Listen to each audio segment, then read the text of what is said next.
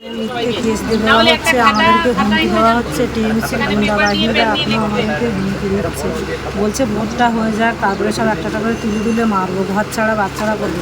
জল তো গরম হচ্ছে, ছাল ছেলাবো, এখনও টাইম দেরি কর, এখনও তো 2.5 বছর আমরা পদে আছি, এখন ঘুমা, চুপ করে ঘুমা তোরা বাড়িতে, এখন তোরা এত লাফালাফি করিস না, তোরা বিজেপি করছিস তো। আমরা বলছি আমরা কোনো বিজেপি করছি না।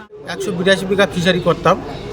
শাহজাহান ঘনিষ্ঠ যেসব দুষ্কৃতীরা ছিল তারা আমাকে ওই ফিশারির উপরে 2 লক্ষ টাকা মানে মোস্তানি সালামি চেয়েছিল। প্রিয়াঙ্কা টিবরেওয়ালের সাথে ক্যাম্পে অভিযোগ দায়ের করতে আসলো সন্দেশখালী এলাকার মহিলারা। একাধিক মানুষজন আজকে এই ক্যাম্পে তাদের বিভিন্ন অভাব অভিযোগ জানাতে আসেন। প্রিয়াঙ্কা টিবরেওয়ালও আজ তাদের সঙ্গে কথা বলেন এই ক্যাম্পে।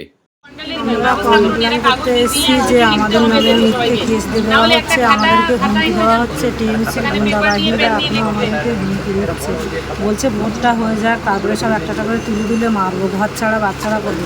জল তো গরম হচ্ছে, ছাল ছেলাবো, এখনও টাইম দেরি কর, এখনও তো 2.5 বছর আমরা পদে আছি, এখন ঘুমা, চুপ করে ঘুমা তোরা বাড়িতে, এখন তোরা এত লাফালাফি করিস না, তোরা বিজেপি করছিস তো। আমরা বলছি আমরা কোনো বিজেপি করছি না, আমরা তো আন্দোলন করেছি আমাদের জীবনের বাঁচার আশায়। দেখো আমরা আজকেরও হয়তো একটা রাজনৈতিক এতে জড়িয়ে গেছি, কিন্তু স্বয়ং নরেন্দ্র মোদী যে আমাদের মাথায় হাত রেখেছে, আমাদের বিপদের সময় যে আমাদের পাশে ছিল তারই তো পাশে আমরা থাকবো। তিনি আমাদের পাশে আছেন, তিনি আমাদের আশ্বাস। পুলিশে যাচ্ছেন না আপনারা? পুলিশ তো প্রথম থেকেই কোনো কাজ করছে না আমাদের উপরে, আমাদের জন্য পুলিশ প্রথম থেকেই কিন্তু কোনো কাজ করছে না।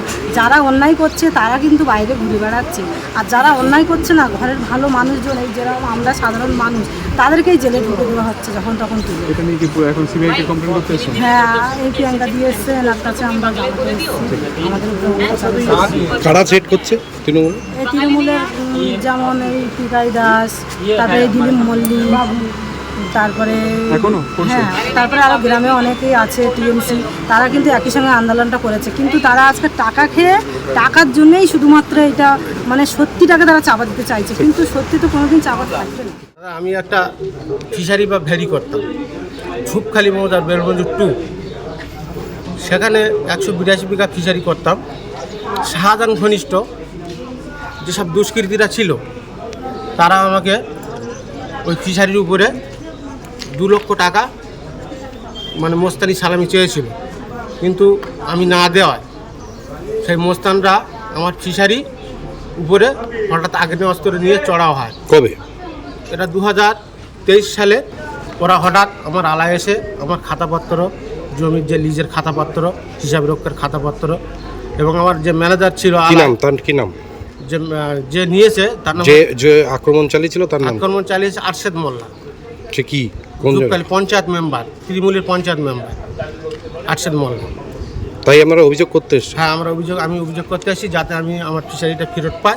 ফিশারিটাকে দখল করে নিয়েছে তারা? ফিশারি দখল করে চালিয়ে যায়, 1 বছর হয়ে গিয়েছে।